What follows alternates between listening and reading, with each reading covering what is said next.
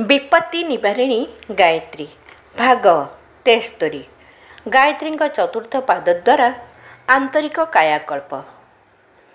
गायत्री शिक्षा अटे जे आमे प्रत्येक क्षण प्रत्येक परिस्थिति रे प्रसन्न रहिबा उचित, कारण प्रसन्नता आमर आध्यात्मिकतार प्रमुख लक्षण अटे।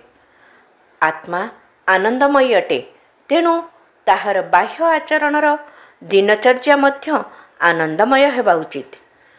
प्रत्येक क्षण प्रसन्न रहिबार अभ्यास करिबा पई प्रत्येक गायत्री प्रेमी प्राणपणे चेष्टा करिबा उचित।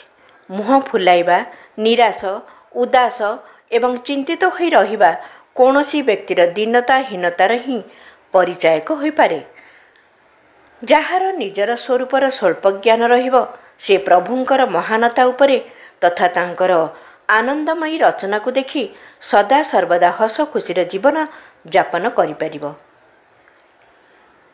गीतार द्वितीय अध्याय श्लोक 65 रे कहा जायछि जे प्रसन्न रहिले मनुष्यर सबु दुख र नाश हुए एवं बुद्धिर स्थिरता बढ़े। हस खुशी प्रकृतिर व्यक्ति सर्वदा सुस्थ एवं उत्तम स्वास्थ्य विशिष्ट होइथाय। एहार कारण हैला हसिबा द्वारा नाड़ी और शिरा प्रशिरा मानकरे रक्त संचालन सुचारू रूपे होइथाय।